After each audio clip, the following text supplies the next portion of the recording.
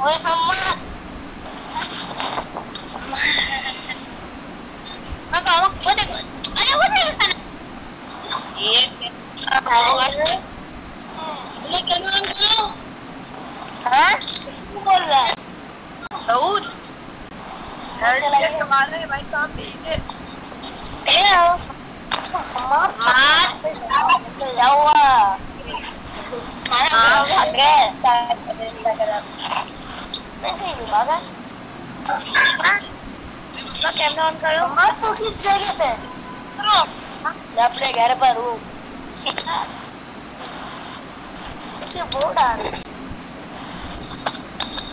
इस्माइल अली इस्माइल क्या हुआ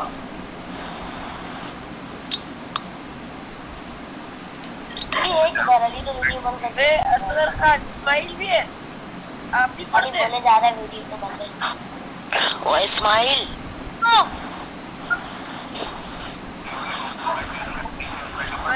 recording in progress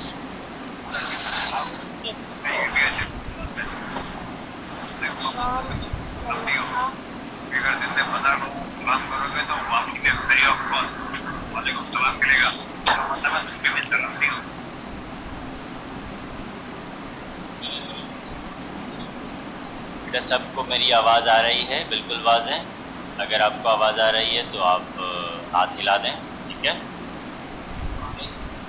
तलबा की आवाज़ जी बस ठीक है, आवाज़ जा रही है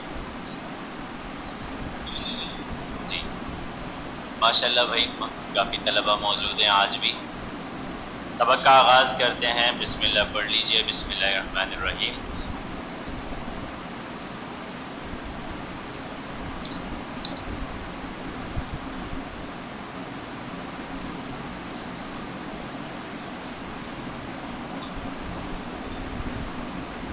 ठीक है बेटा, किताब इस वक्त आपके सामने है।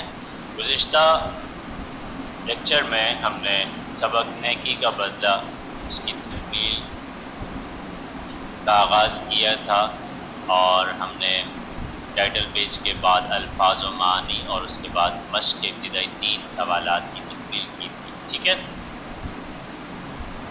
सवाल नंबर 1 के तहत आपको 6 सवालात दिए गए हैं, जिनमें से इब्तिदाई 3 सवालात के जवाब आपको गुज़िश्ता वीडियो में ही बता दिए गए थे, ठीक है।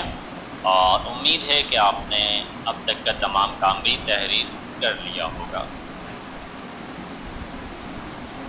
सवाल नंबर 4 से हम आज आगे बढ़ते हैं बेटा।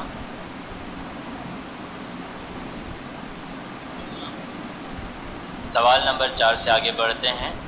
इससे कबल जो 3 सवालात हैं मैं एक दफ़ा फिर उनकी वजाहत कर देता हूँ। आपने स्क्रीनशॉट ले लिया होगा, ठीक है। पहला सवाल था ईरान के नेक सौदागर का नाम क्या था, तो आप यकीनन जानते होंगे, इसका जिक्र सबक में ही मौजूद है। ईरान के नेक सौदागर का नाम महरयार था। इसी तरह उसने कहाँ जाने का इरादा किया था, ये भी आप जानते हैं। उसने हज का फरीज़ा अंजाम देने के लिए मक्कातुल मुकर्रमा जाने का इरादा किया था।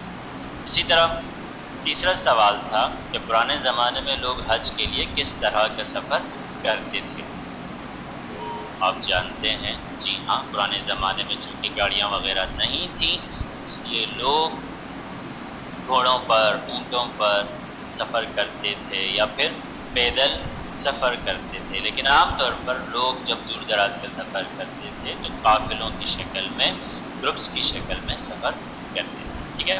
आज हम चौथे सवाल का जवाब तहरीर करवा रहे हैं आपको। चौथा सवाल इस वक्त जवाब के आपकी निगाहों के सामने है।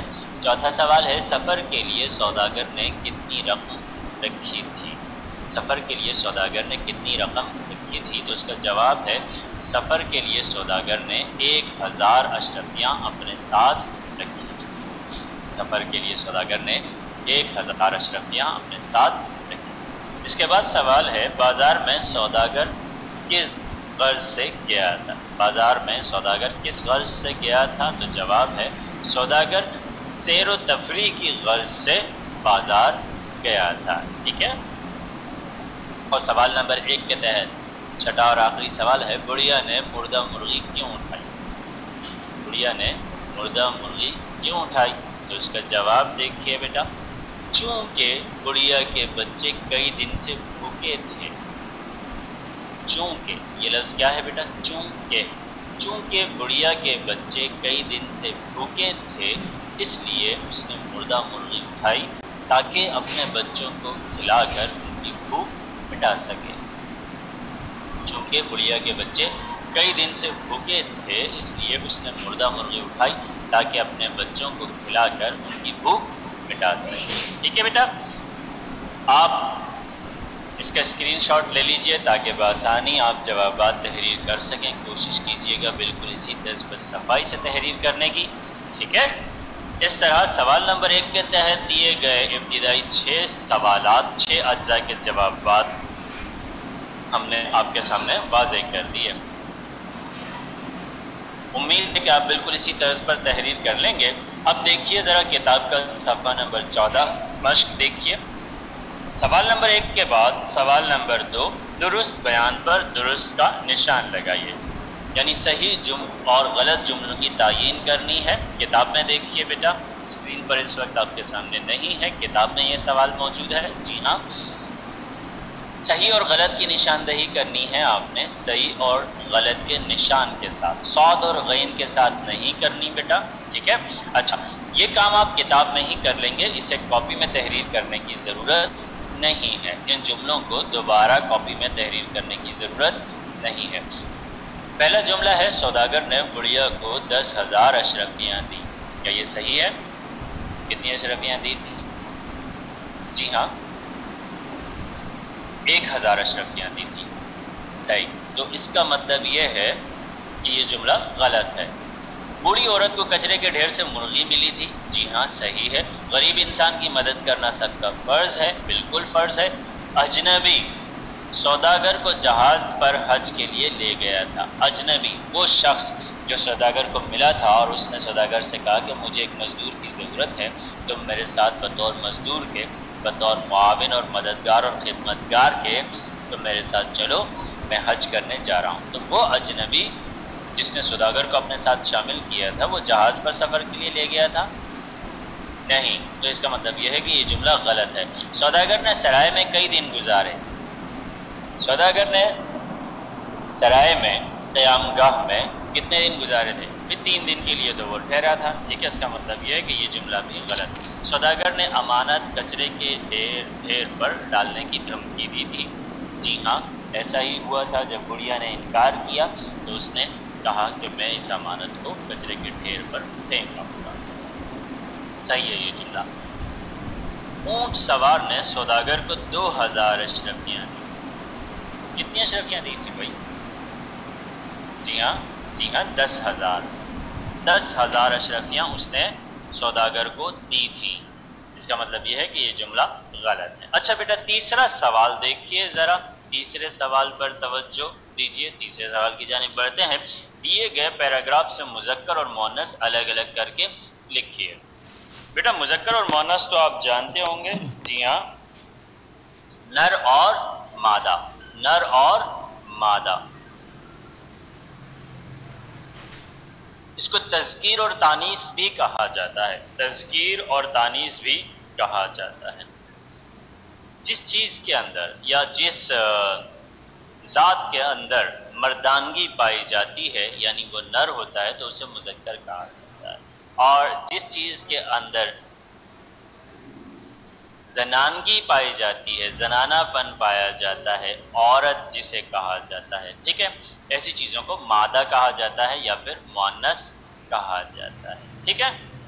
تو بیٹا آپ نے کیا کرنا ہے، نیچے دیے گئے پیراگراف کو پڑھنا ہے اور اس میں سے مذکر اور مؤنث چن کر تحریر کرنے ہیں۔ یاد رہے کہ یہ پیراگراف آپ دوبارہ تحریر نہیں کریں گے، پیراگراف آپ دوبارہ تحریر نہیں کریں گے، صرف اس میں سے چنے ہوئے الفاظ تحریر کریں گے۔ میں پیراگراف پڑھ رہا ہوں۔ مہریار بہت حیران ہوا کہ یہ بڑھیا اس مردہ مرغی کا کیا کرے گی۔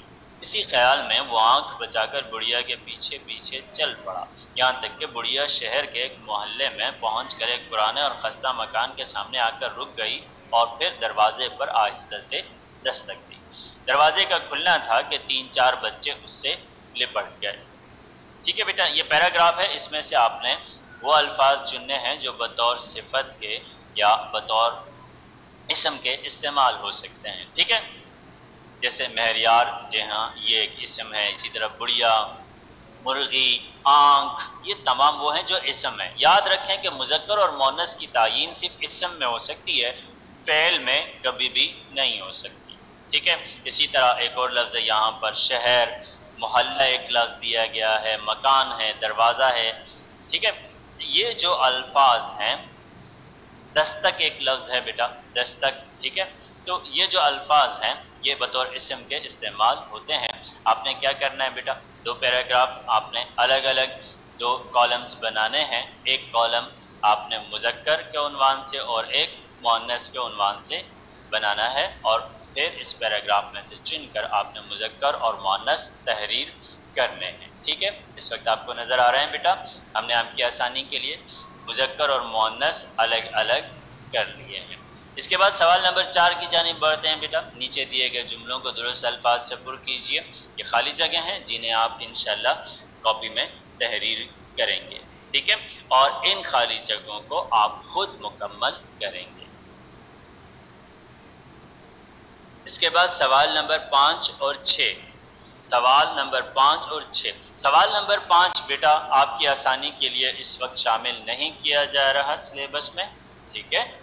اس کو انشاءاللہ حصہ قواعد میں جب آپ اسکول تشریف لے آئیں گے بعد میں تحریر کروایا جائے گا.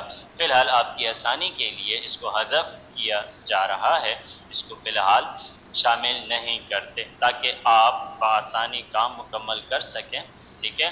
اور اس طرز کے سوالات، موضوعی سوالات سے فی الحال آپ جو ہے آپ کو اعراض کروایا جا رہا ہے، ٹھیک ہے؟ تاکہ آپ کام آسانی سے مختصراً تکمیل تک پہنچا لیں، ٹھیک ہے؟ سوال نمبر 6 دیکھیے، غلط فقرات کی درستی. ذرا کتاب پر توجہ دیجیے. سوال نمبر 6 صفحہ نمبر 15 پر دیا گیا آخری سوال. غلط فقرات کی درستی یعنی غلط جملوں کی درستی. یہ لفظ کیا ہے بیٹا؟ درستی. یہ درستگی نہیں ہے. اصل لفظ درست لفظ درستی ہے، درستگی نہیں ہے، ٹھیک ہے؟ یعنی غلط جملوں کی درستی. عام بول چال کو روزمرہ کہا جاتا ہے، یعنی وہ انداز گفتگو جو ہم اور آپ عام طور پر آپس میں استعمال کرتے ہیں، وہ عام جملے جو ہم آپس میں بولتے ہیں، اس کو کیا کہا جاتا ہے بیٹا؟ روزمرہ کے جملے. اس میں الفاظ اپنے حقیقی معنوں میں استعمال ہوتے ہیں، ٹھیک ہے؟ آپ جانتے ہیں بیٹا ہم اور آپ جو الفاظ استعمال کرتے ہیں ان میں کسی طرح کا کوئی استعارہ نہیں ہوتا. استعارہ کیا ہوتا ہے بیٹا؟ کہ لفظ ایک بولا جائے لیکن اس سے دوسرے معنی مراد لیے جائیں، اسی طرح کے مجازی معنی مراد لیے جائیں. تو لفظ مجازی معنوں میں استعمال نہیں ہوتا بلکہ اپنے حقیقی معنوں میں استعمال ہوتا ہے. اس کو عام روزمرہ کہا جاتا ہے، یعنی عام بول چال کے الفاظ. عام بول چال کی ضد کیا ہے بیٹا؟ محاورہ. اب محاورہ کیا ہوتا ہے دیکھیے ذرا. جبکہ محاوروں میں الفاظ اپنے غیر حقیقی معنوں میں استعمال ہوتے ہیں، اپنے غیر حقیقی معنوں میں استعمال ہوتے ہیں، یعنی الفاظ تو کچھ ہوتے ہیں لیکن ان کا مطلب کچھ اور ہوتا ہے. جیسے میں مثال دے رہا ہوں آپ کے سامنے، جیسے میں آپ کے سامنے مثال دے رہا ہوں خون پی جانا. خون پی جانا، خون پی جانے کا مطلب کیا ہے بیٹا؟ کہ خون کا گلاس بھر کے اسے پی لینا؟ نہیں بیٹا. خون پی جانے کا مطلب یہ ہے کہ بہت زیادہ برداشت کرنا، ٹھیک ہے؟ یا پھر یہ ہے کہ دوسرے کو مار ڈالنا. میں تمہارا خون پی جاؤں گا یعنی میں تمہیں قتل کر دوں گا، ٹھیک ہے؟ یا میں نے سوری بیٹا، برداشت کے معنی میں تو نہیں استعمال ہو سکتا، وہ خون پینا نہیں ہوتا، وہ غصہ پینا ہوتا ہے، ٹھیک ہے؟ البتہ خون پینے کا مطلب اس معنی میں ضرور ہو سکتا ہے دوسرے کو مار ڈالنا. اسی طرح ہاتھوں سے طوطے اڑ جانا. ہاتھوں سے طوطے اڑ جانا مطلب ڈر جانا، ٹھیک ہے؟ تو دیکھیے نیچے یہاں کچھ غلط فقرات اور درست فقرات دیے گئے ہیں، بس آپ نے انہیں پڑھنا ہے، ٹھیک ہے؟ تحریر نہیں کرنا. آپ نے اس کالم کو پڑھنا ہے، سمجھنا ہے، ٹھیک ہے؟ اور ان جملوں کو اچھی طرح سمجھ لینا ہے.